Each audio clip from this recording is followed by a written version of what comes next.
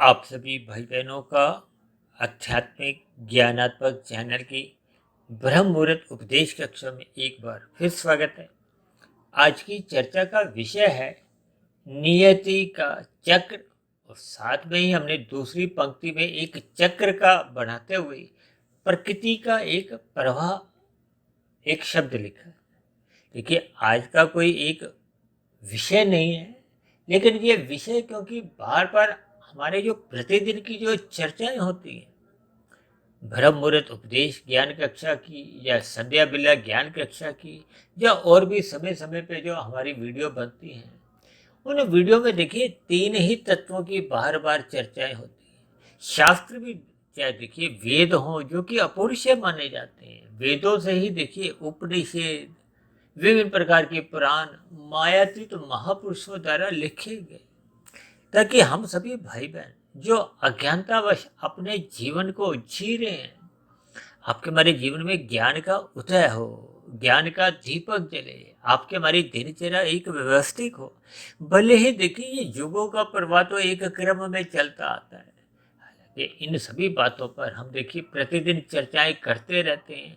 जब एक साधारण मनुष्य को प्रकृति का, प्रकृति के तीन गुणों का, प्रकृति के ये चार युगों का, प्रतिदिन ये जो तीन गुणों का जो एक प्रवाह चलता है, इन सभी स्थितियों का जब एक साधारण मनुष्य को कोई विशेष ज्ञान नहीं होता, तो जो प्रतिदिन की हमारी वीडियो प्रसारित होती हैं, उन वीडियो का उसको पूर्ण ज्ञान हो नहीं पाता। जब पूर्ण ज्ञान नहीं होता तो फिर आपके हमारे जीवन में कोई सकारात्मक परिवर्तन नहीं आता है। कि मनुष्य योनि तो देखिए 84 लाख प्रकार की योनियों में सबसे महत्व मनुष्य योनि का ही है। मनुष्य योनि का इसलिए अधिक महत्व है क्योंकि ये जन्म मरण का जो एक बंधन है, हालांकि आत्मा तो देखिए एक नित्य तत्व है, आत्मा को ज्ञान स्वरूप कहा जाता है, परमात्मा को भी एक नित्य तत्व के साथ साथ एक आनंद स्वरूप सत्ता कहा गया है। आनंद स्वरूप सत्ता केवल और केवल परमात्मा है, ब्रह्म है, भगवान है, किसी भी नाम से आप संबोधित करो। ये जो परमात्मा के अलग अलग समय समय पे जो अवतार होते हैं, इन अवतारों का केवल इतना ही संबंध होता है कि आपके हमारे जीवन में एक सात्विक स्थिति मजबूत हो, धर्म का पालन हो, एक व्यवस्था चलती रहे। ये एक व्यवस्था को हो, प्रकृति का प्रवाह करो, या नीति का एक चक्र को। तभी तो आज हमने देखिए अपने वीडियो के चित्र को एक चक्र का नाम दे दिया है, एक प्रवाह का नाम दिया है। प्रवाह का अभिप्राय होता है कि ये अनादि काल से, अब देखिए ना, इस चक्र पर आप कहीं भी कोई उंगली नहीं रख सकते कि ये यहाँ से आरंभ हो। कोई आरंभ नहीं, कोई अंत नहीं, इसी को ही एक चक्र का नाम दिया जाता है, इसी को ही एक प्रवाह कह दिया जाता है। इसलिए तो शास्त्रों में बार बार कहा गया है कि भगवान, आत्मा, ये दोनों चेतन तत्व हैं। आत्मा ज्ञान स्वरूप है, आनंद रहित है, जबकि परमात्मा आनंद स्वरूप है। भगवान को ही सच्चिदानंद कहा जाता है। आनंद में देखिए ज्ञान भी होता है और ज्ञान सदा नित्य रहता है। इसलिए तो हम बार बार कहते हैं कि आपका हमारा ज्ञान समाप्त नहीं होता, ये केवल आवृत हो जाता है। आवृत कब होता है? क्योंकि प्रकृति के तीन गुण जो एक प्रवाह में चलते हैं, ये प्रकृति कहो, प्रकृति के तीन गुण कहो, भले ही नित्य है, लेकिन ये जड़ गएगी। अब जड़ का स्वभाव अलग है, चेतन का स्वभाव अलग है, और परम चेतन का एक अलग स्वभाव है। इन सभी स्थितियों को हमें ज्ञान पूर्वक समझना होगा। हम सभी आत्मा में मात्र एक चेतन सत्ता, जबकि ये जो माया है, माया के जो तीन गुण हैं, ये भले ही सापेक्ष दृष्टिकोण से देखिए तमोगुण से 10 गुना अच्छा रजोगुण कहा जाता है, रजोगुण से 10 गुना अच्छा सत्वगुण कहा जाता है, लेकिन फिर भी ये तीन गुण जड़ माने गए हैं। इनमें अपने आप कोई क्रिया नहीं होती। वो तो साधारण बोलचाल में कह दिया जाता है कि प्रकृति में हर क्षण कितने ही परिवर्तन होते हैं। प्रकृति में परिवर्तन नहीं होते। प्रकृति के जो एक गुणों की जो एक व्यवस्था है, इसमें परमात्मा की ब्रह्म शक्ति जब एक मौजूद रहती है, तो फिर ये आपको प्रकृति कहो, प्रकृति के ये तीन गुण कहो, यंत्र कहो, ये आपको में कार्यशील दिखते हैं, ये हमें कार्य करते हुए दिखाई देते हैं। तभी तो भगवान श्री कृष्ण ने बार बार कहा है, विशेष रूप से 13वें और 14वें अध्याय में, कि इन प्रकृति के 3 गुणों को आपको में समझना होगा, इनके स्वभाव को समझना होगा, अपना आत्मा के स्वरूप को हमें पहचानना होगा। सभी आत्माओं का देखिए स्वभाव है, आपकी आत्मा हो चाहे मेरी आत्मा हो, चाहे पशु की आत्मा हो चाहे पक्षी की आत्मा हो, कोई भी आत्मा देखिए दुख नहीं चाहती। दुख आते ही हम छटपटाते हैं, किस लिए? सुख पाने के लिए। क्योंकि ये आत्मा का देखिए एक स्वभाव है। स्वभाव का अर्थ होता है जिसको हम और आप बदल नहीं सकते। बदल नहीं सकने का अभिप्राय कि ये एक अनादिकाल से एक स्थिति है। जैसे देखिए भौतिक पदार्थों का एक अपना अपना स्वभाव होता है। अब अग्नि का स्वभाव क्या है? स्वभाव को हो धर्म को, ये एक ही बात है। अब अग्नि का स्वभाव क्या? वो प्रकाश देती है, प्रकाश देती है, उसमें दाहकता का गुण है, गर्मी होती है। इसी तरह जल में देखिए एक शीतलता होती है, तरलता होती है। अब ये स्वभाव देखिए अग्नि का हो चाहे जल का, ये बदलते नहीं है, ये जड़ स्थिति है। ठीक इसी तरह हम इनके संपर्क में जब आते हैं, अब जैसे देखिए जल जब अग्नि के संपर्क में आता है, उदाहरण के लिए देखिए हम चाय बनाते हैं, तो चाय बनाने के लिए हम अग्नि जलाते हैं, गैस ऑन करते हैं, तो फिर वो जल में देखिए उबाल आ जाता है, गर्मी उसमें भी आ जाती है, अब वो उबलने लगता है। यानी कि जैसा हम संग करते हैं, उस संग का फिर रंग कहो, आपके हमारे एक पदार्थ में कहो, आपके हमारे स्वभाव में वो परिवर्तन आने लगता है। जैसे जल उबलने लगता है, अब उसमें अग्नि का जो एक प्रभाव था, जो स्वभाव था, जो गुण था, वो उसमें आने लगता है। अब जैसे ही वो उससे असंग होता है, दूर हटता है, अलग हो जाता है, तो आप देखोगे कि 10, 15, 20 मिनट में वही जो एक गर्म उबलता हुआ पानी था वो ठंडा हो जाता है। इन सभी स्थितियों को हमें महसूस करना चाहिए। ठीक इसी तरह जब जब हम देखिए प्रकृति के जिस गुण विशेष का संग करते हैं, अब तमोगुण का अलग स्वभाव है, रजोगुण का अलग स्वभाव है और सतोगुण का अलग स्वभाव है।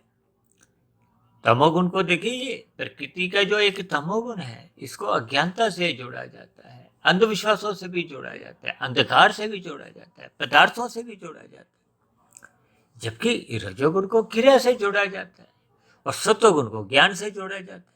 अब जिस गुण विशेष का हम संग करते हैं, उस गुण विशेष का ही रंग आपके हमारे स्वभाव में, आत्मा पे वो सहज ही पड़ने लगता है। अब यदि हम अपने जीवन में इन तमोगुण के पदार्थों का अधिक संग करते हैं, कि भले ही आपका हमारा स्थूल शरीर भी एक तामसी है, ये माता के गर्भ में इसका निर्माण होता है, ये पृथ्वी जल अग्नि वायु आकाश का बना है। अब इसकी अपने सूक्ष्म तत्व यानी कि 5 भोग विषय गंध रस रूप स्पर्श और शब्द, इनके प्रति एक इसका सजातीय एक संबंध है। सजातीय संबंध में देखिए सहज ही एक रुझान, एक प्रवृत्ति बनी रहती है, जैसे आत्मा और परमात्मा का एक सजातीय संबंध है। अब जब हम अपने आप को आत्मा ही नहीं समझते, हम अपने आप को स्थूल शरीर समझते हैं, तो फिर हम विषय भोगों को भोगे बिना रह नहीं पाते। हम सारा दिन जितने भी क्रियाएं करते हैं, वो विषय भोगों को भोगने की ओर ही हमें ले जाते हैं। क्यों? क्योंकि विषय भोग गंध रस रूप स्पर्श और शब्द है, ये हमारे स्थूल शरीर के सूक्ष्म भूत है। इन्हीं के कारण ही आपका हमारा स्थूल शरीर बने। अक्सर हम कहते हैं ना, मृत्यु के समय जब आपका हमारा शरीर जब जलता है या जलाया जाता है, तो ये 5 तत्वों में हम कह देते हैं लीन हो गया। पृथ्वी जल अग्नि वायु आकाश का ही बना था, इसी में पुनः लीन हो गया। इन सभी स्थितियों के हमें भावार्थ को समझना होगा।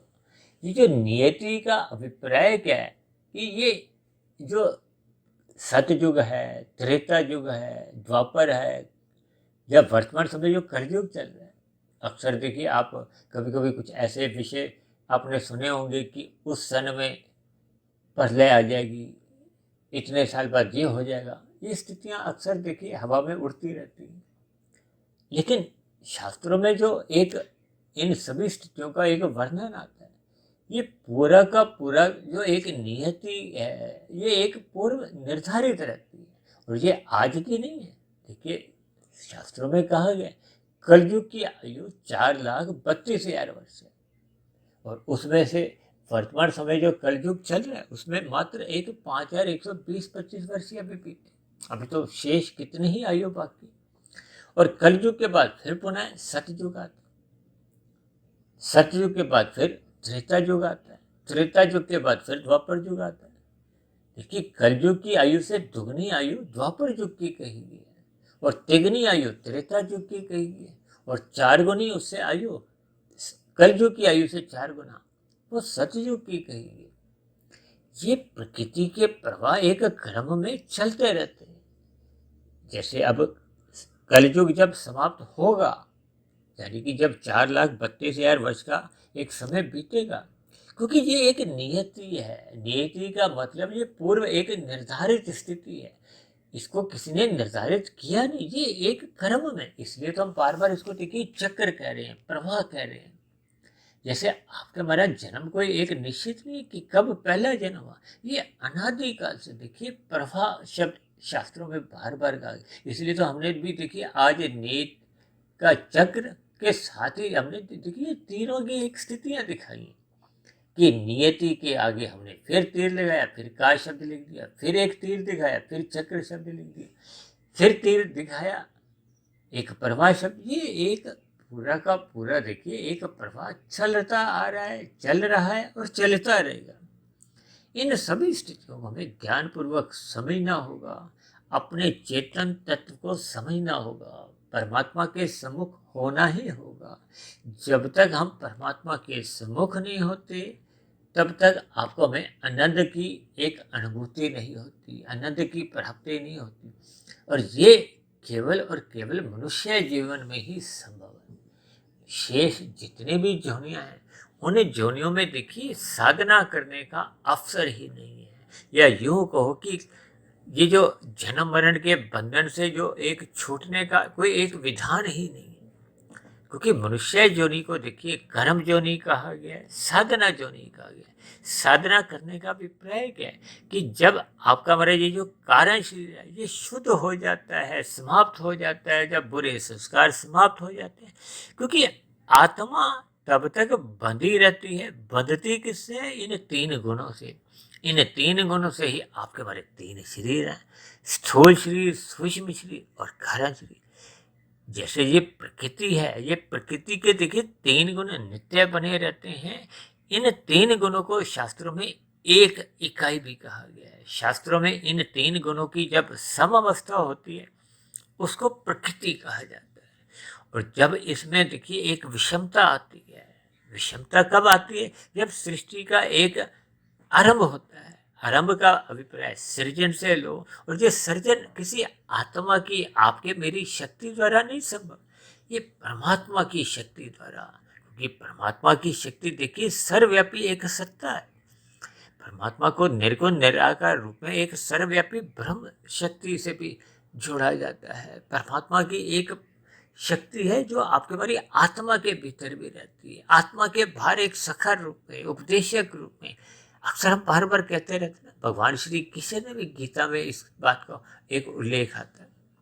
और परमात्मा की एक सगुण साकार रूप में जो एक आध्यात्मिक स्थिति दिखाई गई, उसी से ही बार बार अवतार होते हैं।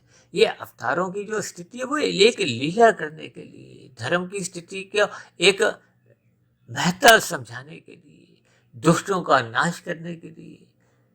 एक गीता में भी बार बार कहा जाता है ना कि जब जब धर्म की हानि होती है, दुष्टों का एक भोलबाला होने लगता है, तो फिर दुष्टों का नाश कर दिया जाता है और धर्म की स्थापना की जाती है। यानी कि एक व्यवस्था जो चल रही है, उस व्यवस्था में जब जब कोई विघ्न डलते हैं, उस विघ्नों को समाप्त किया जाता है। ये परमात्मा द्वारा, परमात्मा के विभिन्न अवतारों द्वारा ये अनादिकाल से देखिए एक स्थितियां चलती आ रही हैं।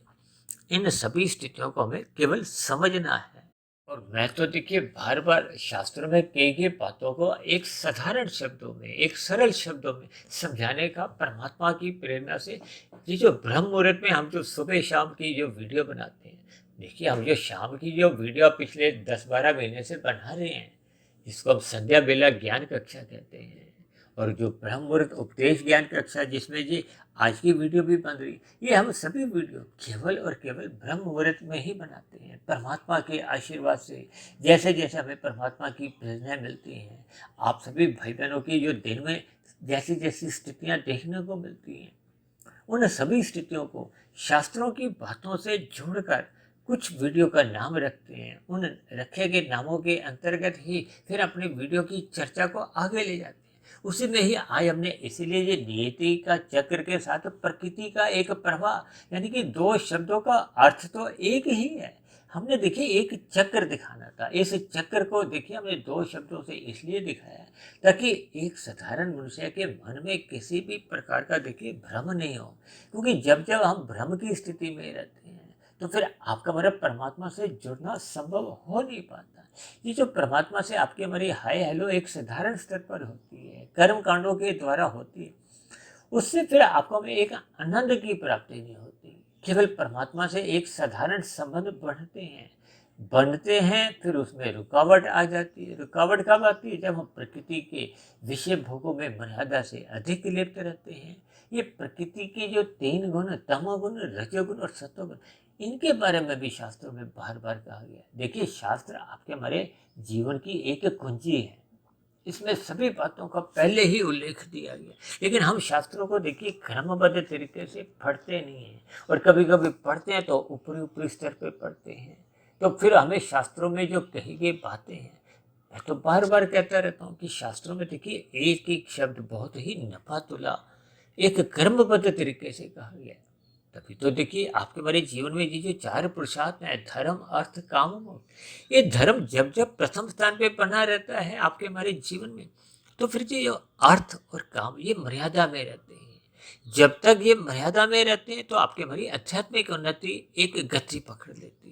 गति पकड़ते पकड़ते फिर हम एक मोक्ष की स्थिति को, चाहे 1 जन्म में, चाहे 10 जन्म में, चाहे 1000 जन्मों में, हम उस मोक्ष की स्थिति को प्राप्त कर लेते हैं। ये प्राप्त तभी होती है जब हम अपनी आध्यात्मिक उन्नति करने के प्रति हम सचेत होते हैं। और सचेत होने का भी अभिप्राय क्या है कि आपके हमारे जीवन में धर्म सर्वोपरि बना रहता है। हम ब्रह्म मुहूर्त में उठने का अपना एक संस्कार जगा लेते हैं। परमात्मा से आपके हमारी स्मृति सदा बनी रहती है। जब ये सभी स्थितियां आपके हमारे जीवन का एक अंग बन जाती हैं, आपके हमारे जीवन का एक दिनचर्या का हिस्सा बन जाती है, तो फिर हम प्रकृति के जो विषय भोग हैं उनसे हम एक मर्यादा तक ही अपना संबंध रखते हैं। संबंध इसलिए रखते हैं क्योंकि आपके हमारे स्थूल शरीर की देखिए आवश्यकता है, और स्थूल शरीर को गीता में ही बार बार एक रथ की संज्ञा देकर इसकी महत्ता समझाई गई है। महत्ता समझा का अभिप्राय क्या है कि मनुष्य जीवन में ही इस स्थूल शरीर का एक विशेष महत्व है, क्योंकि मनुष्य जीवन पाकर ही यदि हम अपने कार्य शरीर को समाप्त कर देते हैं, क्योंकि जब कार्य शरीर समाप्त हो जाता है स्थूल शरीर के रहते रहते, और स्थूल शरीर तब तक रहता है जब तक आपका हमारा प्रारब्ध रहता है, और प्रारब्ध तब तक रहता है ये जो हम प्रतिदिन जो प्रत्येक क्षण कुछ कर्म करते रहते। मनुष्य जोनि, क्योंकि मनुष्य जोनि के अलावा तो देखिए शेष सभी जोनियां भोग जोनि है, उनमें हम जितनी भी क्रियाएं करते हैं वो लिखी नहीं जाती। लिखने का काम केवल और केवल मनुष्य जोनि में ही आपके हमारी क्रियाएं होती, जो हम सकाम भाव से करते हैं। जो हम निष्काम भाव से करते हैं वो तो योग की स्थिति है, जिसको भगवान श्री कृष्ण ने गीता में कर्म योग, ज्ञान योग, भक्ति योग के एक 3 योग की स्थितियां समझाई। इन सभी स्थितियों को हम जैसे जैसे क्रमबद्ध तरीके से समझते जाते हैं, क्योंकि शाम को देखिए सूर्य के ढलते ही तमोगुण का आरंभ होता है। अब क्योंकि 3 गुण नित्य बने रहते हैं, इन 3 गुणों का एक क्रम है। शाम को यानी जैसे ही सूर्य अस्त होता है, छिपता है, तो फिर वो शाम की स्थिति कहलाती है, संध्या की स्थिति कहलाती है। थोड़ा थोड़ा अंधकार होने लगता है, और थोड़ा थोड़ा अंधकार होते होते पूर्ण अंधकार हो जाता है। यानी कि ये तमोगुण को अंधकार से जोड़ा जाता है, अज्ञानता से भी जोड़ते हैं, क्योंकि अज्ञानता में या अंधकार में आपको मैं नजर नहीं आता। जैसे हम शाम को जैसे ही अंधकार होता है तो हम अपने घरों में प्रकाश करते हैं, बल्ब ट्यूब जलाते हैं। ये 8 घंटे की स्थितियां देखिए तमोगुण की बनी रहती हैं। अब तमोगुण का अर्थ देखिए नींद से भी लिया जाता है।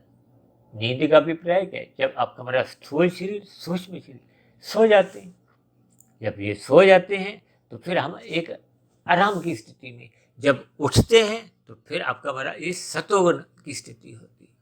देखिए इस पर भी हमने अलग अलग कई बार वीडियो बनाई है।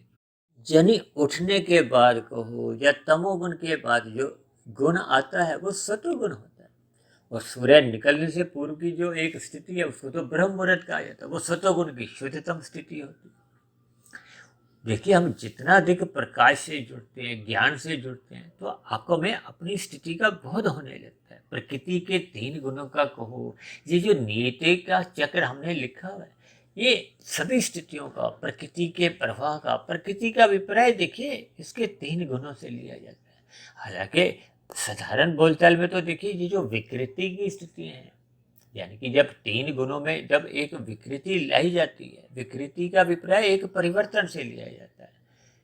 आरंभिक स्थिति में देखिए महतत्व परमात्मा द्वारा एक प्रकट होता है। महतत्व के बाद फिर ये अहंकार एक तत्व आता है।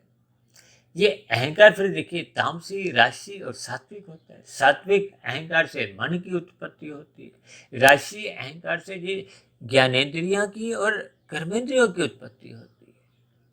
और तामसी अहंकार से सूक्ष्म भूतों की उत्पत्ति होती है। उन्हीं सूक्ष्म भूतों को ही देखिए ये गंध, रस, रूप, स्पर्श और शब्द कहा जाता है। उन्हीं से ही ये 5 स्थूल भूतों की उत्पत्ति होती है, जिसको पृथ्वी, जल, अग्नि, वायु, आकाश कहा जाता है। यही आपके हमारे स्थूल शरीर का हिस्सा है। और जिस प्रकृति में हम रहते हैं, जो स्थूल पदार्थों का हम सेवन भी करते हैं अपने आहार रूप में, या विभिन्न प्रकार के उपयोगों में हम जो पदार्थों का उपयोग करते हैं, वो भी देखिए इन 5 तत्वों के ही बने हैं। इनमें पृथ्वी तत्व ही सबसे अधिक स्थूल है, फिर जल तत्व कम स्थूल है, फिर अग्नि, फिर वायु का तो केवल हमें देखिए स्पर्श बोध होता है, और आकाश है तो हमें स्पर्श बोध भी नहीं होता।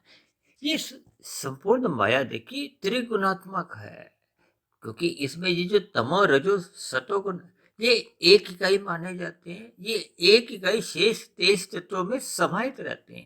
तभी तो इस संपूर्ण माया को त्रिगुणात्मक कहा जाता है। 3 गुण इसमें रहते हैं। ये 3 गुणों को जो मैंने अभी बताया ना कि शाम को सूर्य ढलते ही 8 घंटे तमोगुण के, फिर 8 घंटे सतोगुण के, और सतोगुण के 8 घंटे समाप्त होने के बाद फिर रजोगुण की स्थिति आती है। इन 3 गुणों का एक प्रभाव बना रहता है, और एक गुण सदा प्रधान रहता है, दूसरा गौण रहता है, और तीसरा अति गौण की स्थिति में रहता है। इन सभी स्थितियों पर भी हम बार बार आपको समझाते रहते हैं कि आपके हमारे जीवन में जब तक सतोगुण प्रधान स्थिति में नहीं रहता, यानी कि ज्ञान का एक महत्ता नहीं रहती, हम अपनी मूल स्थिति में नहीं रहते, क्योंकि आत्मा तो पहले से ही ज्ञान स्वरूप है। पर हम जो प्रतिदिन जो वीडियो तैयार करते हैं, इसमें कोई नया ज्ञान नहीं है, शास्त्रों में भी कोई नया ज्ञान नहीं। ये ज्ञान आपके हमारी आत्मा के भीतर पहले से ही है, इसीलिए आत्मा को ज्ञान स्वरूप कहा गया। लेकिन हम जैसे जैसे प्रकृति के संपर्क में आते हैं, तो इसके गुणों का संग होते होते वैसा रंग आपके ऊपर चढ़ने लगता है। जब हम रजोगुण का और तमोगुण का अधिक संग करते हैं, तो वो क्योंकि दोनों गुण देखिए आपको में बांधते हैं। बांधने का अभिप्राय क्या है कि आपके हमारे ज्ञान को आवृत करते हैं, ढक देते हैं। जैसे सूर्य का प्रकाश के आगे जब काले बादल आते हैं तो प्रकाश ढक जाता है। जब थोड़ी एक सामान्य बादल होते हैं तो थोड़ा प्रकाश धूमिल सा होता है। ठीक इसी तरह जब जब हम रजोगुण में अधिक रुचि रखते हैं, रजोगुण का अधिक संग करते हैं, तो आपका हमारा प्रकाश उतना बाधित नहीं होता। लेकिन जब जब हम तमोगुण का अधिक संग करते हैं, तो आपका हमारा प्रकाश को हो, आपका हमारे ज्ञान को वो अवृत होने लगता है। यानी आत्मा का ज्ञान समाप्त नहीं होता, क्योंकि वो तो चेतन तत्व है। चेतन तत्व नित्य बना रहता है, आत्मा ज्ञान स्वरूप है। अब जब हम दोबारा सत्संग करते हैं, जब परमात्मा की सम्मुखता बनाते हैं, या ब्रह्म मुहूर्त में उठकर शास्त्रों का अध्ययन करते हैं, तो जो पहले की जो एक मल और विषय देखिए, तमोगुण के जो एक अमर्यादित संग था, उसको मल कहा जाता है। अब मल सदा ही देखिए एक हम त्याग करते हैं। त्याग करने का मतलब एक त्याज्य होता है। हम सुबह उठकर अपने देखिए जो भी दिन भर हम भोजन करते हैं उसका मल तैयार होता है। ये हम मल मूत्र देखिए त्याग करते हैं। ठीक इसी तरह तमोगुण को देखिए मल के साथ जोड़ा गया और रजोगुण को विक्षेप के साथ जोड़ा गया।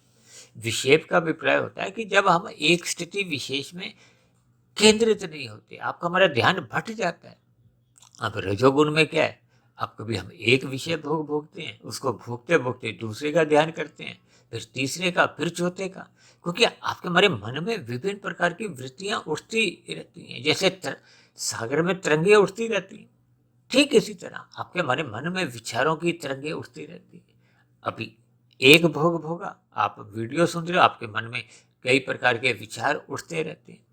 ये सभी विचारों का उठना करो, विषय भोगों के प्रति कहो, ये जितनी भी तरंगे हैं, मन के विचार हैं, शास्त्रों में तो इन विचारों को वृत्तियां कहा गया। तभी तो योग दर्शन में आता है ना, योग वृत्ति निरोध, इनको हमें रोकना होता है। जब हम इसकी चंचलता को हम रोकते हैं तो इसी के लिए रजोगुण को एक विशेष शब्द से जोड़ा गया है। इसकी चंचलता को हमने रोकना होता है, इसलिए तो कहा जाता है कि श्रद्धा पूर्वक सत्संग करो। इसीलिए तो शास्त्रों में बार बार कहा गया कि जो मन है, ये मन ही बंधन का कारण है, मन ही मोक्ष का कारण है। मन जब संसार में उलझ जाता है, फंस जाता है, तो फिर ये बंधन का कारण बनता है।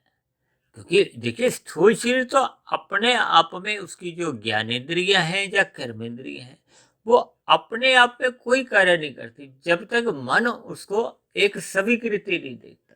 देखिए जब हम शाम को अपने व्यवसाय से लौटते हैं तो हम अपने घर पे आकर रुकते हैं, तो हमें बुद्धि समझाती है कि आपका घर आ गया।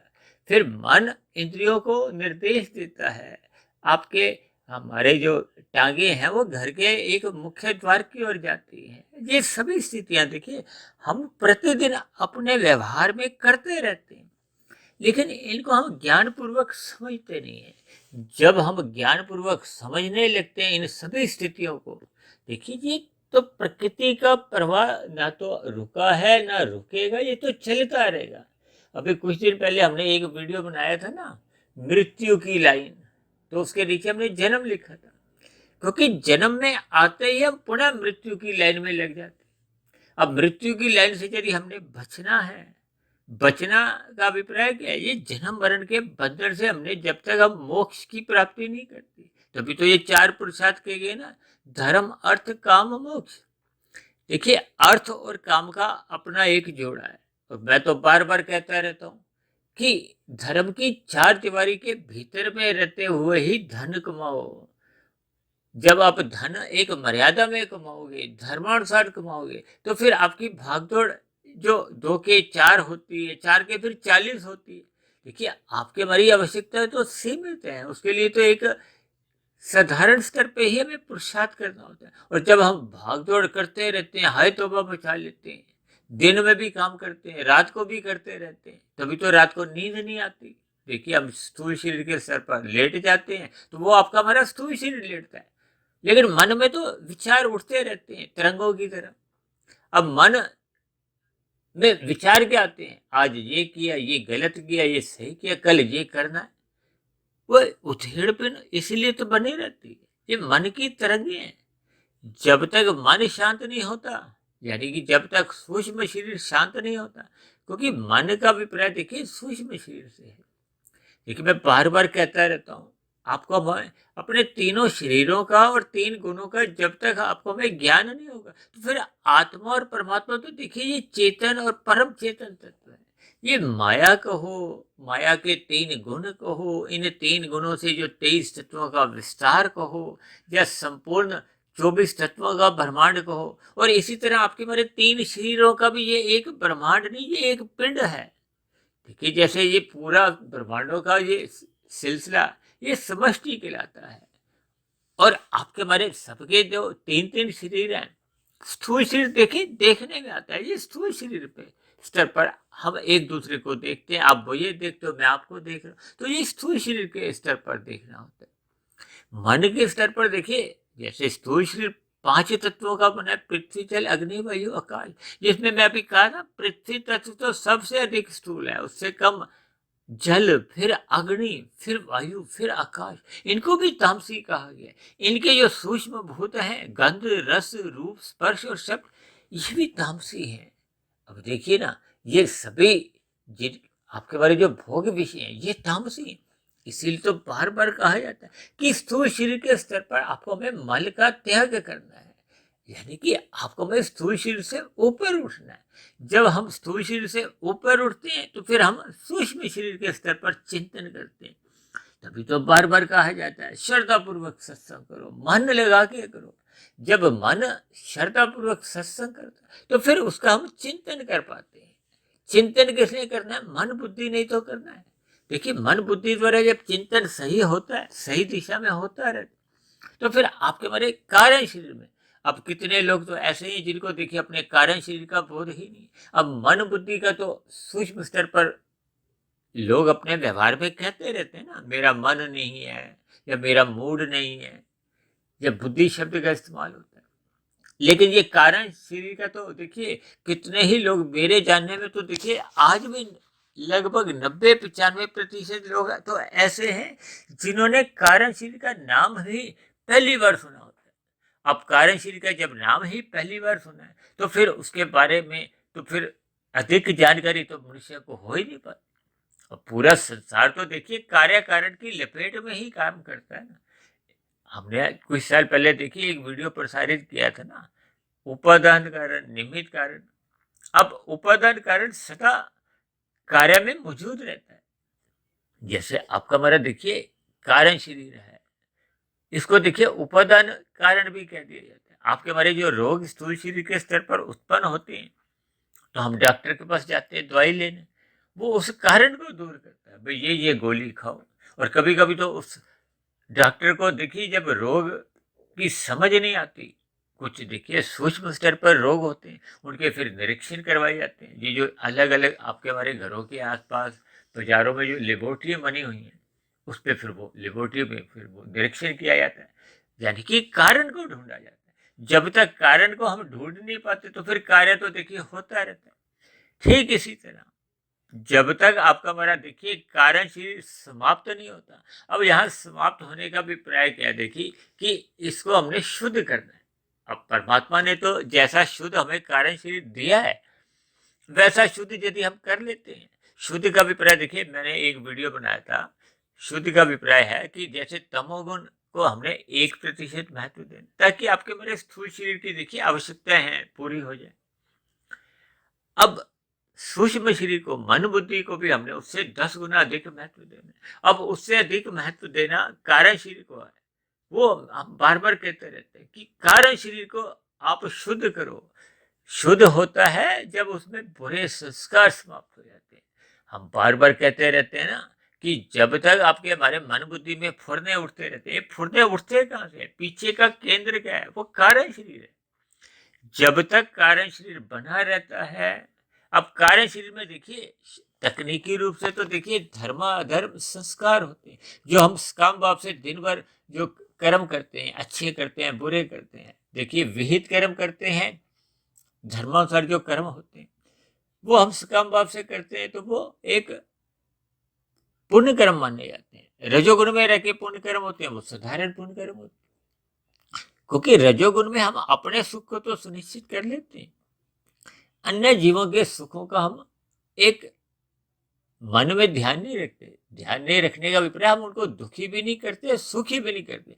जो शास्त्रों में विधि विधान लिखे हुए उनके अनुसार अपने सुख को निकाल लेते हैं, अपने सुख को सुनिश्चित कर लेते हैं। तो ये राशि सुख माने जाते हैं, राशि कर्म माने जाते हैं। अब जब हम पहले परोपकार के कार्य करते हैं, मन में दया भाव आते हैं कि नहीं पहले दूसरे मनुष्य को सुख मिले। जैसे हम कुत्ते को दूध पिलाते हैं, गाय को चारा देते हैं, चींटियों को अन्न के दाने देते हैं, पक्षियों को अक्सर देखिए आपने देखा होगा लोग कबूतरों को चिड़ियों को दाना देते हैं। अब कबूतर क्योंकि सात्विक माना जाता है, वैसे तो देखिए मनुष्य से नीचे के सभी जीव, चाहे पशु हो चाहे वो गाय भी हो, देखिए ये तामसी माने जाते हैं। लेकिन अब उन पशुओं में भी देखिए गाय को सात्विक माना गया, उसकी पूजा होती है। इसी तरह शास्त्रों में देखिए कबूतर को सात्विक माना गया, इसी लोग कबूतरों को देखिए दाना देते, जबकि कौवे को देखिए तामसी माना गया। हालांकि ऐसा नहीं है कि देखिए आपने कौवे को कुछ नहीं खिलाना और कबूतरों को ही खिलाना, ये एक भावार्थ रूप में देखिए शास्त्रों में जो जो तकनीकी रूप से बातें कही गई होती है। अब कुत्ते को भी देखिए तामसी माना गया। अब लोग तो आज कलयुग में तो लोग कुत्तों को ही पालते हैं, घर में रखते हैं। इन सभी स्थितियों को देखिए जैसे जैसे हम ज्ञान पूर्वक समझते जाते हैं, क्योंकि कलयुग में देखिए एक साधारण मनुष्य स्थूल शरीर के स्तर पर जीता है।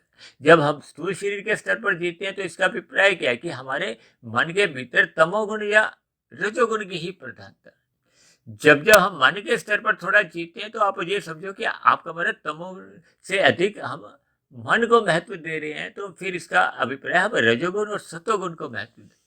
और जब हम देखिए कारण शरीर के स्तर पर साधना करने लगते हैं कि हमने देखिए कारण शरीर को समाप्त करना है, हमने साधना करते करते ये जन्म मरण का बंधन ही समाप्त करना है, ये कारण को ही समाप्त करना है। कैसे कैंसर के रोगी के जो अंदर के कारण होते हैं ना, उनके कीटाणु जो बुरे होते हैं उनको समाप्त किया जाता है ताकि रोग जड़ से समाप्त हो जाए। तो आपकी हमारी जड़ क्या है? ये जन्म मरण की जो एक जड़ है वो कारण शरीर है।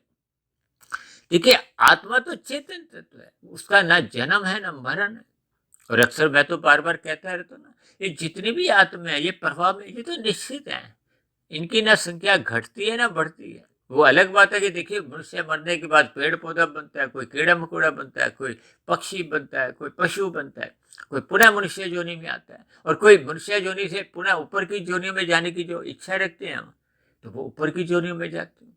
और जब तक मनुष्य का कारण शरीर स्थूल शरीर के रहते रहते समाप्त नहीं होता, यानी कि प्रकृति में लीन नहीं होता, यानी कि प्रकृति में जैसा कारण शरीर आपको में सृष्टि के आरंभ में मिला होता है एक प्रभाव में, वैसा हम प्रकृति को लुटाते नहीं है, तब तक आपको में देखिए मोक्ष की प्राप्ति या आध्यात्मिक शरीर की प्राप्ति नहीं होती। आध्यात्मिक शरीर की प्राप्ति को हो, मोक्ष की स्थिति की प्राप्ति को हो, जन्म मरण का बंधन समाप्त होने की स्थिति को हो, ये तभी प्राप्त होती है जब स्थूल शरीर के रहते रहते आपका हमारा कारण शरीर, देखिए जब उसका नाम ही कारण है, जब कारण समाप्त हो जाएगा तो कार्य है। ये 84 लाख प्रकार की जोनी, ये कार्य हैं, ये 84 लाख प्रकार के जो स्थूल शरीर है अलग अलग जोनियों की, और एक एक जोनी में देखिए कितने ही एक जीव है। अब कुत्ता जोनी एक जोनी है, उस पर कितने ही कुत्ते हैं। अब कबूतर है तो देखिए कबूतर ही एक जोनी है, उसमें कितने ही कबूतर है।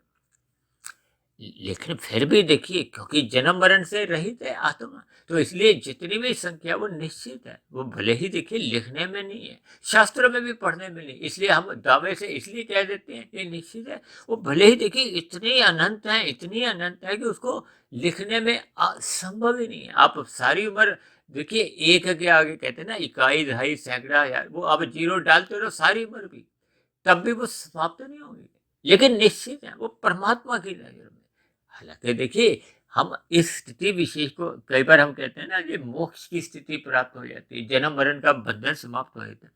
जबकि शास्त्रों में एक बात और कही गई है कि ये जो मोक्ष की जो एक अवधि है, हमें सदा सदा के लिए मोक्ष नहीं मिलता। हालांकि हम अक्सर ऐसी देखिए सूक्ष्म बातों पर चर्चा नहीं करते, क्योंकि फिर कई लोगों के भ्रम की स्थितियां उत्पन्न हो जाती हैं। शास्त्रों में जबकि कहा गया ये मोक्ष इसलिए सदा सदा के लिए मान लिया जाता है क्योंकि ये बहुत ही लंबी आयु है।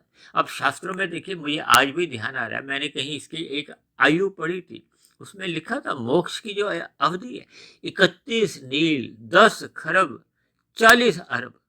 अब देखिए हम तो इकाई दहाई सैकड़ा हजार 10,000 लाख करोड़ तक ही चलते हैं, या करोड़ से आगे 100 करोड़ की बात पे हम आके रुक जाते हैं, यानी कि अरब पे आके रुक जाते हैं। अब यहाँ तो देखिए 31 नील 10 खरब 40 अरब की संख्या बताएगी। अब अरब का अभिप्राय देखिए 100 करोड़ से है, और 40 अरब यहाँ के, और खरब का अभिप्राय देखिए 100 अरब से होता है। और इसी तरह देखिए 100 खरब का एक नील माना गया, और यहाँ तो 31 नील का ही है। इसलिए तो शास्त्रों में कहा गया ये इतनी लंबी एक समय विशेष है, ये मोक्ष की अवधि है। मोक्ष का अभिप्राय क्या है कि हम उतने समय विशेष में आनंदमय स्थिति में विचरण करते हैं परमात्मा के सानिध्य में। ये इतना लंबा समय है, इसलिए इसको सदा सदा के लिए ही कह दिया जाता है। और मेरा तो एक व्यक्तिगत ऐसा मानना है कि मोक्ष की अवधि समाप्त होने के बाद जो आपको में पुनः जो एक जोनी मिलती है वो देखिए, क्योंकि सर्वश्रेष्ठ जोनी पुनः मनुष्य ही मानी जाती है, इसलिए मनुष्य जोनी ही मिलती है। और दूसरी विशेष बात, क्योंकि 4 युगों में सतयुग की एक विशेष एक सतयुग की एक महत्ता है। देखिए, त्रेता उससे कम महत्व रखता है, द्वापर उससे कम महत्व रखता है, और कलयुग तो सबसे एक अंतिम स्थिति है, क्योंकि इनमें भी देखिए गुणों की एक स्थितियां बताई गई हैं। अब कहते हैं ना, सतयुग में धर्म का ही 100% बोलबाला होता है। जैसे जैसे अंत में आके जब उसका एक थोड़ा थोड़ा धर्म आना शुरू होता है, तो फिर त्रेता युग आता है। फिर त्रेता युग की समाप्त होते होते एक द्वापर युग आता है। और कल युग में तो देखिए, बार बार कहा जाता है ना, वो 4 प्रकार के, वो जो एक भागवत पुराण की कथा में जिक्र आता है कि कलयुग का अभिप्राय क्या है। जहाँ दूध कीड़ा होता है, मद्यपान होता है, हिंसा होती है, ये सभी स्थितियां, और स्त्री संघ का, स्त्री संघ कहो या पुरुष संघ, ये एक ही स्थितियां होती हैं। और शास्त्रों में तो ये भी कहा गया है कि ये चारों स्थितियां निंदनीय थी, इसलिए 5वीं स्थिति देखिए एक स्वर्ण की दी गई। ये कलयुग की स्थिति है। देखिए, 4 स्थितियां जब, वो तो एक तामसी स्थिति है। अब हेरा फेरी, झूठ, छल कपट, ठगी, ये देखिए जुए में होती है। ये विभिन्न प्रकार के आज के जो शेयर मार्केट चली हुई है, इसको आप उस जुए से भी देखिए थोड़ा सा जोड़ ही सकते हो, क्योंकि अनिश्चितता बनी रहती है। आप बैंक में यदि एफडी कराते हो, तो उसका भी देखिए मैं कहूंगा कि वो एक राष्ट्रीय स्थिति है। लेकिन जब हम पुरुषार्थ करते हैं, मेहनत करते हैं, मेहनत करके जो हम धन अर्जित करते हैं, वो आपके बड़ी एक सात्विक कमाई है। उस कमाई को जब हम अपने स्थूल शरीर के स्तर पर अपनी सीमित आवश्यकताओं की पूर्ति करते हैं, तो फिर आपका हमारा जीवन एक व्यवस्थित बना रहता है। और जब जब आपकी हमारी भोग इच्छाएं बढ़ने लगती हैं, अब भोग इच्छाएं बढ़ेंगी तो फिर आप अधिक धन कमाओगे। अधिक धन कमाते कमाते मनुष्य फिर तमोगुण में गिर जाता है। देखिए, ये बार बार आपके हमारे जीवन में, ये दिनचर्या में ये सभी स्थितियां बनती बिगड़ती रहती हैं। और जब जब जो हम जैसे जैसे कर्म करते हैं, उसका कर्माशय बनता है, और कर्माशय बनते बनते उनके संस्कार बनते हैं। यानी कि कारण शरीर कहीं ना कहीं स्थिति में वो बना ही रहता है। और स्थूल शरीर एक आयु लेके आया है, वो एक दिन की कोई निमित्त मात्र कारण बनता है। किसी की 60 वर्ष में, किसी की 80 वर्ष में, किसी की 100 वर्ष में। अब भले ही देखिए 150 वर्ष की आयु में ही उसकी मृत्यु हुई। अक्सर हम देखते हैं ना, लगभग 85, 90, 100 वर्ष की आयु तक आते आते आपके बारे देखिए स्थूल इंद्रियां अपना भोजन खाने में भी असमर्थ हो जाती हैं। अब ऐसी स्थिति में देखिए, जब स्थूल शरीर ही अस्वस्थ होता है, तो फिर मन बुद्धि के स्तर पर भी साधना करनी संभव नहीं होती। इन सभी स्थितियों को आप हम जितना ज्ञान पूर्वक समझते जाएंगे, यानी कि हम मनुष्य जीवन पाकर, कहते हैं ना, जन्म मरण का बंधन समाप्त करो। ये मोक्ष की स्थिति तो तभी आपको में मिलेगी जब हम स्थूल शरीर को साधना में लगाते हैं, मन बुद्धि को साधना में लगाते हैं। किस लिए? कार्य शरीर को शुद्ध करने के लिए। और दूसरी विशेष बात, आपका हमारा जो स्थूल शरीर है, ये देखिए एक आयु लेके आया है, प्रारब्ध लेके आया है। क्योंकि प्रारब्ध में देखिए जाति, आयु और भोग कही है। देखिए, इन सभी बातों की जो आज हम देखिए एक चर्चा कर रहे हैं, नीति का चक्र, प्रकृति का प्रभाव में, ये अक्सर देखिए हम अलग अलग चर्चाओं में कुछ ना कुछ बातें लेते रहते हैं। आज मेरे मन में कुछ आया कि ये जो प्रकृति का एक सामान्य जो एक स्थिति है, एक साधारण मनुष्य को जब समझ में आ जाएगी, तो फिर परमात्मा से प्रीति हुए बिना उसका जीवन में देखिए, ये जो संसार में आपके हमारे जो एक रुचि बनी रहती है, अब ये वाला भोग भोगो, अब ये वाला भोग बोलो, सदा ही उसके लिए फिर हम भागदौड़ करते हैं। और भागदौड़ करते करते मनुष्य देखिए कितने अधिक छल कपट, ठगी, हेरा फेरी करता है, तो फिर उसका कर्माशय बिगड़ता जाता है। कर्माशय बिगड़ता है तो फिर नीचे की जोनियां आपका हमारा फिर इंतजार करती है।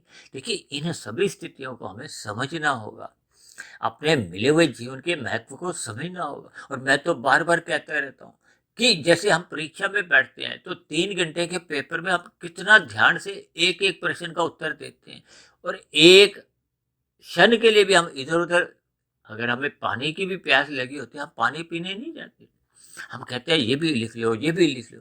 और इसी तरह आपका हमारा जीवन भी देखिए, जाति आयु भोग में देखिए, आयु को आप देखो। अब आज कलयुग चल रहा है, देखिए लोग मनुष्य अपने जन्मदिन मनाने में ही कितना समय व्यर्थ करते हैं। हालांकि देखिए, समय व्यर्थ का अभिप्राय है कि वो एक राशि स्थिति है, उससे आपको में कोई ज्ञान नहीं होता। उस स्थिति पे हमें ज्ञान तब होता है जब हम सोचे कि देखिए, आज हम 45 वर्ष के हो गए हैं, तो आपके हमारे जीवन की जितनी भी आयु है, चाहे वो देखिए 60 वर्ष है, चाहे 80 वर्ष है, चाहे 100 वर्ष है, वो कहीं ना कहीं घटती जा रही है। अब देखिए, मैं भी तो पिछले लगभग 1 घंटे से अगर वीडियो बना रहा हूं, तो मेरी आयु 1 घंटा पहले जितनी थी उसमें 1 घंटा और घट गए। क्योंकि आयु ये निश्चित है। कहते हैं ना, जाति आयु भोग में। अब जाति तो देखिए, माता के गर्भ में जब हम आ जाते हैं तो मनुष्य जो नहीं आपकी मरी निश्चित हो जाती है। इसमें तो कोई परिवर्तन नहीं आता, मरते तब तक मनुष्य ही रहते हैं। भले ही हमारे व्यवहार में इंसानियत समाप्त भी हो जाए, लेकिन स्थूल शरीर के स्तर पर तो आपके हमारी कोई परिवर्तन नहीं आता। हम मनुष्य ही बने रहते हैं, हम पशु नहीं बनते। भले ही पशुता आपके हमारे व्यवहार में आने लगती है, इसलिए तो बार बार कहा जाता है कि पशु वृत्तियों से ऊपर उठो, सत्संग करो। जब तक मनुष्य सत्संग नहीं करता, उसके मन में, उसके स्थूल शरीर के स्तर पर इंसानियत समाप्त होती जाती है। पशु वृत्तियों का ही उसके जीवन में एक स्थितियां बनने लगती हैं। पशु वृत्तियां क्या है? आहार, मैथुन, निद्रा, भय। देखिए, जब तक मनुष्य सत्संग ही नहीं करता, सत्संग का अभिप्राय ही है कि हम श्रद्धा पूर्वक सुने। अब श्रद्धा पूर्वक जब हम सत्संग करते हैं, तो जाके वो आपके मरी देखिए 1% का लाभ होता है। उस पर हमें चिंतन करना होता है, मन बुद्धि के स्तर पर। तभी तो हम बार बार कहते रहते हैं कि ब्रह्म मुहूर्त में उठो, रात को जल्दी सो जाओ। देखिए, रात को हम देरी तक जागते हैं, तो जो स्थूल शरीर के स्तर पर मौनात्मक स्थितियां होती हैं, वो आपको हमें घेरने लगती हैं, तो आपका हमारा रात को नुकसान होता है। और जब हम रात को देरी से सोते हैं, तो सुबह जल्दी उठ नहीं पाते। यानी कि सुबह जो हमने ब्रह्म मुहूर्त में उठकर लाभ कमाना था, अब परमात्मा की प्रेरणा से देखिए, पिछले 20-22 वर्षों से मैं तो 1 बजे, 1:30 बजे, 2 बजे उठ जाता हूँ। तो जब कभी नींद अगर 12, 12:15 भी खुल जाती है, तो तब भी उठ जाता हूँ। क्योंकि उठने के बाद आपका हमारा सत्वगुण जागृत होता है। उस सत्वगुण को हम देखिए ब्रह्म मुहूर्त का एक लंबा समय मान सकते हैं। अब देखिए, अब जो प्रतिदिन की जो 2 वीडियो तैयार करते हैं, ब्रह्म मुहूर्त उपदेश और संध्या बेला संदेश, ये सभी के सभी हम देखिए ब्रह्म मुहूर्त में मनाते हैं। ब्रह्म मुहूर्त क्योंकि सत्वगुण की एक शुद्धतम स्थिति है। हम बार बार कहते रहते हैं कि ब्रह्म मुहूर्त में उठो। इन बनी हुई वीडियो को भी आप देने की बजाय ब्रह्म मुहूर्त में सुनो, तो इनका आपको और अधिक लाभ होगा। अब ब्रह्म मुहूर्त में उठकर जब हम चिंतन करते हैं इन सभी स्थितियों का, कि ये प्रकृति का प्रवाह तो देखिए चलता आ रहा है, इसका कोई अंत नहीं है। ये कलयुग भी जब समाप्त होगा, तो फिर सतयुग आएगा, फिर त्रेता, फिर द्वापर, फिर कलयुग। शास्त्रों में तो एक बात और कही गई है, इन चारों युगों का जो एक प्रवाह है, जब एक पूरा चक्र समाप्त होता है, इसको एक चतुर्युग कहा जाता है। और ऐसे 71 चतुर्युग बीत जाते हैं, तो उसको एक मनवंतर कहा जाता है। और जब 14 मनवंतर समाप्त हो जाते हैं, तो प्रलय की स्थिति आती है। अब देखिए ना, शास्त्रों की बातों को तो पढ़ने से, सोचने से, उस पर व्याख्यान करते समय भी हम कितना ही विस्माद में चले जाते हैं, विचंबित होते हैं कि ये इतनी लंबी स्थितियां। और इसी तरह आपका मेरा देखिए, जन्म मरण कोई समाप्त नहीं होता। अब मेरी भी यदि आयु समाप्त होते पे यदि कार्यशील पूर्ण रूप से शुद्ध नहीं होगा, जो कि आज की स्थिति में तो देखिए पूर्ण रूप से शुद्ध नहीं है, हम उस दिशा में कार्य कर रहे हैं, इसलिए तो ब्रह्म मुहूर्त में उठते हैं। इसलिए तो ये परमात्मा की प्रेरणा से ये वीडियो भी बनाते हैं कि जितना देगा देखिए, हम अपने आप को शुद्ध करते जाएंगे, वही आपकी हमारी एक कमाई है। और भौतिक जगत में तो हम देखिए जितने भी कमाई, चाहे धर्मानुसार भी हम अपने व्यवसाय को कमाएं, चाहे हम नौकरी करें, धर्मानुसार हम जितनी भी कर लेते हैं, फिर भी देखिए आपकी हमारी आयु बढ़ती जाती है। हमारे स्थूल शरीर की जो भोग्य इंद्रिय हैं, ज्ञानेंद्रिय हैं, वो भी तो कमजोर होने लगती हैं। अब आप देखो ना, किसी के 80-90 साल की जो आयु है, वो अपने ग्रास को तोड़ने में उसको थोड़ी मुश्किल आती है। अब ऐसे कितने ही मैंने देखे हैं। देखिए, आप 50 साल पहले के कोई फिल्मी हीरो की आप कोई फिल्में देखो, तो वहां कितनी उछल कूद है। आज वही फिल्मी हीरो देखिए, अस्पताल में जाते हुए व्हील चेयर पे जाते हैं, हम चल फिर भी नहीं पाते। और कभी कभी तो ऐसी स्थितियां भी देखिए बनती हैं कि हमें अपना भोजन ग्रहण करने के लिए भी देखिए नली लगती है, मल मूत्र त्यागने के लिए भी नलियां लगी हुई हैं। ऐसी स्थितियां आपके हमारे जीवन में अक्सर देखिए देखने को मिलती है, लेकिन मनुष्य इस पर विचार नहीं करता। अपने मिले हुए जीवन में ही उछलता कूदता रहता है। उछलता कूदना से देखिए कोई शास्त्रों में कोई निंदा नहीं है, लेकिन उछल कूद को हमें मर्यादा में रखना होता है। उछल कूद का अभिप्राय देखिए रजोगुण से होता है। ये संसार तो देखिए पूर्ण रूप से ही राजसी है। यहाँ के विषय भोग देखिए समाप्त नहीं होते, लेकिन भोगने वाले जितने भी देखिए लोग हैं जो इस धरती पे आए और आज उनका देखिए उनकी मृत्यु हो चुकी है, यानी कि उन्होंने अपना चाहे पूरा राज्य भी बढ़ाया।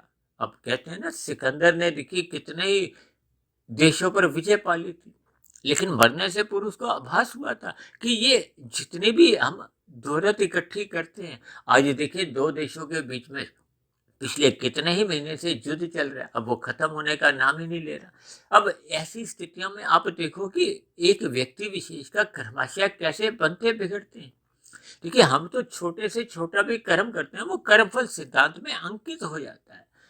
ये कार्यशरी में देखिए धर्माधर्म संस्कार जिसको कहते हैं ना, धर्म का अभिप्राय देखिए पुण्य कर्मों से है और अधर्म का अभिप्राय पाप कर्मों से है। अब जब पाप और पुण्य कर्मों की तुल्यता बनी रहती है मरते समय, देखिए मैंने बताया ना कि मनुष्य की मरते समय जैसी जैसी स्थितियां होती हैं। हमने एक वीडियो बनाया था ना, मनुष्य के मरने के बाद का अगला जन्म, यानी कि मरते समय जो स्थिति होती है, जैसे हमारा पेपर छीन लिया जाता है ना, ऐसे ही आपका हमारा स्थूल शरीर देखिए छीन लिया जाता है। ये प्रारब्ध लेके आया है, जैसे ही इसकी सांसें समाप्त हो जाएंगी, क्योंकि हम आयु लेके आए। आयु का अभिप्राय सांसों से है। अब जब हम तामसी पदार्थों का अधिक सेवन करते हैं तो आपकी हमारी सांस तेज चलती है। ये जो आपको हमें हृदय गति का एक रोग है, उच्च रक्तचाप का रोग है, ये आपकी हमारी सांसों को जल्दी समाप्त करता है। अक्सर मैं उदाहरण देता हूँ ना कि आपके हमारे घरों में जो पानी की टंकी होती है उसमें जल जब निश्चित है, तो अब यदि हम शेव करते समय, हाथ पैर धोते समय उसकी टूटी को, उसको नल को फुल पे चला देते हैं तो वो पानी मोटी धार से आता है, वो जल्दी समाप्त हो जाएगा। यदि हम अवस्थानुसार एक मग में लेकर देते हैं, यानी जितनी जरूरत है, तो आपका हमारा वो एक जल अधिक समय तक चलता है। इसी तरह जब हम योग में रहते हैं, कर्म योग, ज्ञान योग, भक्ति योग में, यानी कि जब हम योग की स्थिति में ही अपना जीवन एक संयमित करते हैं, तो आपकी हमारी सांसें जो जितनी हैं वो बहुत ही कमजोर चलती हैं। अक्सर आपने सुना होगा ना कि उस हिमालय की गुफा में वो एक योगी इतने वर्षों से वहां तपस्या कर रहे हैं, तो वो अपनी सांसों को बहुत ही कमजोर कर लेते हैं।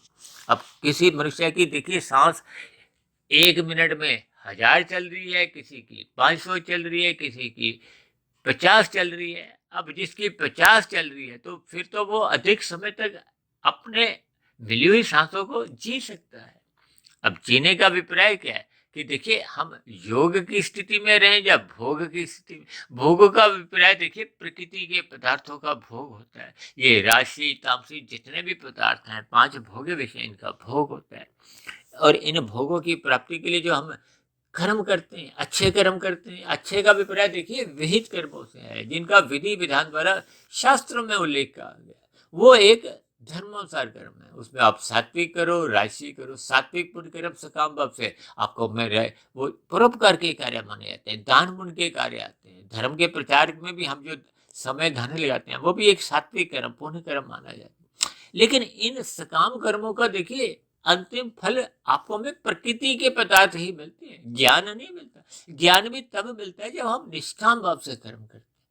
देखिए कितनी विचित्र बातें जब आपको हमें समझ में आने लगती हैं, तो फिर आपको हमें बोध होने लगता है।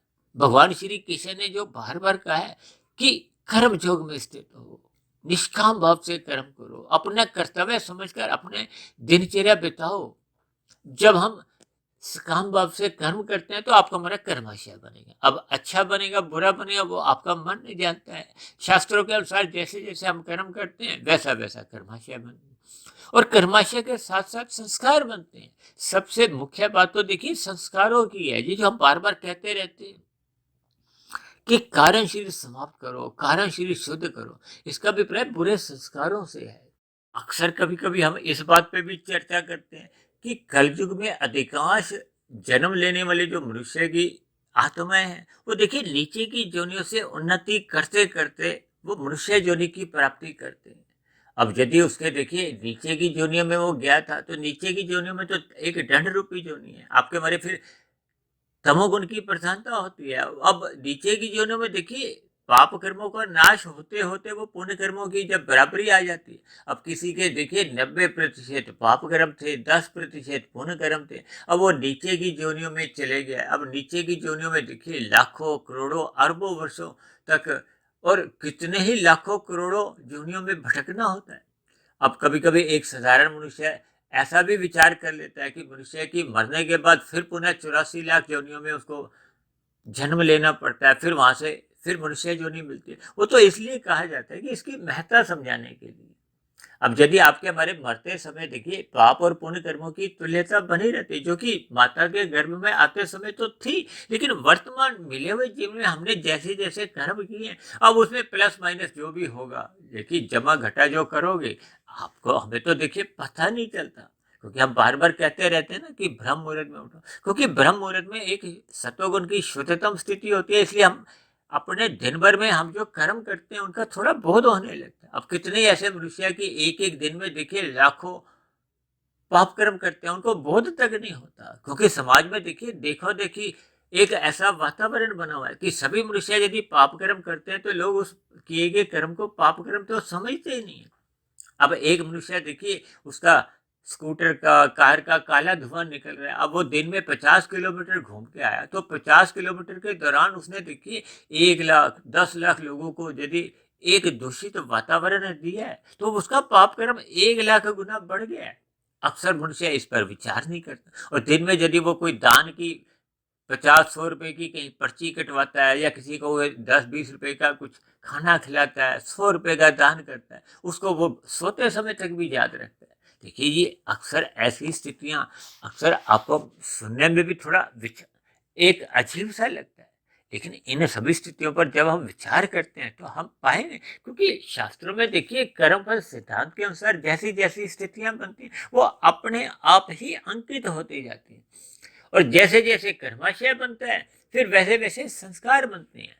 अब जब पाप कर्मों का कर्माशय 90% है, पुण्य कर्मों का 10% है, तब तो नीचे की देखिए वनस्पति योनियों में जाना पड़ता है। अब वहां पे जैसे जैसे घटते घटते वो 90 से 80 होंगे, 70 होंगे, 60 होंगे, 50 होंगे, यानी कि वो घट घट के जब 10% पाप कर्म रह जाएंगे, तो फिर पाप और पुण्य कर्मों की एक तुल्यता बन जाती है। वो तुल्यता बढ़ते ही उसकी पात्रता बढ़ जाती है मनुष्य योनि की। अब वो मनुष्य योनि में तो जन्म आ मिल जाता है, लेकिन उसके जो बुरे संस्कार थे, जो पाप कर्म उसके 90% थे, वो 90% उसके बुरे संस्कार बने हुए हैं। अब संस्कार नीचे की योनियों में समाप्त नहीं होते, ना ऊपर की योनियों में समाप्त होते हैं। अब ऊपर की योनियों में तो मनुष्य का जन्म तभी होता है ना कि जब उसके पुण्य कर्मों की प्रधानता होती है, तो ऐसी स्थिति विशेष में उसके शुभ संस्कार अधिक बने होते हैं। लेकिन फिर भी ऊपर की योनियां हो या नीचे की योनियां हो, संस्कारों की स्थिति को अक्सर मैं कहता रहता हूँ ना, ताला लग जाता है समझाने के लिए, यानी कि उनकी स्थिति में कोई परिवर्तन नहीं होता, केवल मनुष्य योनि पाकर। और मनुष्य योनि पाकर यदि मनुष्य सत्संग ही नहीं करता, तो फिर उसके जैसे जैसे संस्कार पहले के बने होते हैं, वो वैसे वैसे संस्कार फिर आपके हमारे मन बुद्धि में फुरने जगाते हैं, विचार लाते हैं। फिर मन बुद्धि ही फिर वो स्थूल शरीर के स्तर पर फिर वो दिशा निर्देश जारी करते हैं। जैसे देखिए संसद में जैसे जैसे कानून बनते हैं, उन कानूनों का एक साधारण मनुष्य को उसका पालन करना होता है। ठीक इसी तरह आपका हमारा जो एक स्थूल शरीर है, उसको मन बुद्धि का कहना मानना होता है। अब मन बुद्धि देखिए जब राजसी है या तामसी है, अब जैसे फुरने कारण शरीर से उठते हैं, अक्सर मैं बार बार कहता रहता हूँ ना, संस्कारों की स्थितियां कारण शरीर की है। मन बुद्धि के स्तर पर उनके विचार आते हैं, फुरने को, और शास्त्रों में ही उसी को तकनीकी रूप से वृत्तियां कहा गया। देखिए इन सभी बातों पे हम अलग अलग वीडियो में तो चर्चा कर चुके, लेकिन आज की क्योंकि वीडियो का कुछ नाम ही एक अलग किस्म का है, तो इसमें सभी चर्चाएं लगभग हम जो जो प्रतिदिन चर्चाएं करते आ रहे हैं, जब हम इस स्थिति विशेष को, यानी कि अपने जन्म को, जन्म मरण के ये प्रवाह को, प्रकृति के 3 गुणों की स्थितियों को, आत्मा परमात्मा के सजातीय संबंध को, और आपके हमारे जो तीन शरीरों की जो स्थितियां हैं, इनको जब हम ज्ञान पूर्वक समझ जाते हैं तो मनुष्य के व्यवहार में फिर एक सकारात्मक परिवर्तन आता है। अक्सर एक साधारण मनुष्य देखिए ऐसी वीडियो को पूर्ण रूप से आरंभ से लेकर अंत तक सुनते नहीं है। जब हम अंत तक सुनते नहीं है तो फिर उस पर हम चिंतन नहीं कर पाते। जब तक हम चिंतन नहीं करते, विचार नहीं करते, तो तब तक आपके हमारे जीवन में देखिए किसी भी प्रकार का कोई सकारात्मक परिवर्तन नहीं आता। मनुष्य देखिए अपनी दिनचर्या में जैसा उसका जीवन चल रहा होता है, अब मैंने बताया ना, अब नीचे की योनियों में उसके जो बुरे संस्कार बने हुए थे 90% के, वो अब अपने मिले हुए इस नए जन्म में, मनुष्य जीवन में, फिर वो अच्छे काम नहीं करता, तो पुनः बुरे काम करता है। यही तो एक चक्र है। इसलिए हमें इस चक्र को तोड़ना होगा। तोड़ने का अभिप्राय क्या है कि हमें देखिए पशु वृत्तियों से ऊपर उठना होगा, हमें सत्संग करना होगा। सत्संग श्रद्धापूर्वक करना होगा। उस किए गए श्रद्धापूर्वक सत्संग पर बार बार आपको हमें मनन करना होता है। अब मनन करते करते ही देखिए ये कारण शरीर में जो पहले के बुरे संस्कार थे वो धीरे धीरे कमजोर होते हैं। कमजोर होते होते वो समाप्त होते हैं। अक्सर हम बार बार कहते रहते हैं ना कि कुछ ऐसे संस्कार भी होते हैं जो जीवन भर देखिए सोए रहते हैं, लेकिन कब वो जाग जाते हैं तो मनुष्य को पता नहीं चलता। कभी कभी अक्सर ऐसा समाज में कहा जाता है ना कि वो तो बहुत ही ईमानदार था, वो ऐसा बेईमानी कैसे कर गया। अब वो बेईमानी का संस्कार देखिए सोया हुआ था पिछले 30 वर्षों से। कुछ ऐसी परिस्थितियां उसके जीवन में घटी, वो सोया हुआ संस्कार जाग गया। जागते ही उन्हें मन बुद्धि में कुछ ऐसे एक फुरने जगाए और स्थूल शरीर ने वो कर्म कर दिया। देखिए कभी कभी ऐसी स्थितियां बन जाती हैं। इसलिए तो बार बार कहा जाता है कि अपने जीवन को, कहते हैं ना, सादा जीवन उच्च विचार। उच्च विचार बनते हैं सत्संग करने से, ब्रह्म मुहूर्त में उठने से। और सादा जीवन का अभिप्राय क्या है कि आपको हमें अपने जीवन की केवल आवश्यकताओं तक की पूर्ति के लिए पुरुषार्थ करना है, यानी कि लाभ के लिए काम करना है, लोभ को नहीं। अब लोभ के आते ही फिर धीरे धीरे कब वो लोभ ही संग्रह वृत्ति में आपको में धकेल देता है, गिरा देता है, तो फिर मनुष्य पाप कर्म करने लगता है। तो इसलिए इन सभी स्थितियों को हमें समझना होगा। देखिए आज की वीडियो पहले ही बहुत लंबी हो गई है। अब इस वीडियो का भी देखिए कोई अंत तो है नहीं, क्योंकि ये प्रकृति के प्रवाह का या नीति का जो एक चक्र है, यानी कि ये कारण शरीर और स्थूल शरीर, इन सभी स्थितियों को हमें ज्ञान पूर्वक समझना होगा। आज की वीडियो को आप जितने जितने अंश में समझ सकते हो, उस पर चिंतन करते करते जो जो आप अपने जीवन में बदलाव ला सकते हो। सबसे बड़ा बदलाव तो यही है कि मनुष्य को रात को जल्दी सो जाना चाहिए और सुबह ब्रह्म मुहूर्त में उठना होगा। इन सभी स्थितियों पर मनुष्य तभी विचार कर पाता है जब मनुष्य का ब्रह्म मुहूर्त में उठने का एक स्वभाव बन जाता है, संस्कार जग जाता है, तो फिर दिन में उसका रजोगुण की स्थितियां वो एक व्यवस्थित रहती हैं। व्यवस्थित रहने का अभिप्राय वो मर्यादा में रहती हैं, क्योंकि अव्यवस्थित दिनचर्या, अमर्यादित विषय भोग ये मनुष्य से पाप कर्म करवाते हैं, तमोगुण में गिराते हैं, छल कपट ठगी हेरा फेरी करवाते हैं, जो कि आपके हमारे कारण शरीर में एक कर्माशय बिगाड़ते हैं, बुरे संस्कार बनाते हैं।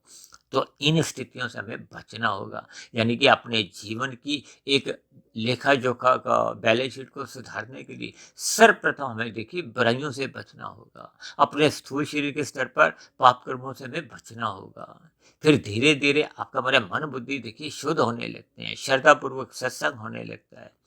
फिर किए गए सत्संग पर हम मनन करते हैं। वो मनन निरंतर होते होते फिर कार्य शरीर में शुभ संस्कार बनते हैं। वो शुभ संस्कार जैसे जैसे बढ़ते जाते हैं, वो पहले के जो शुभ संस्कार होते हैं उनको और अधिक बलवती बनाते हैं, और जो पहले के बुरे संस्कार होते हैं उनको क्रमशः कमजोर करते हैं, समाप्त करते हैं। शास्त्रों में तो कहा गया है कि बुरे संस्कारों को हमें दग्ध बीज करना है, क्योंकि जब बीज जल जाता है तो फिर उसमें अंकुरण नहीं होता। अंकुरण का अभिप्राय है मन बुद्धि के स्तर पर ये जो फुरने उठते हैं, क्योंकि फुरना उठा है तो फिर स्थूल शरीर के स्तर पर कार्य हो जाते हैं। इसलिए इन सभी स्थितियों को हमें समझना होगा। अपने जीवन में एक सकारात्मक परिवर्तन लाते हुए अपने जीवन को एक मर्यादित बनाना होगा, अनुशासन में लाना होगा।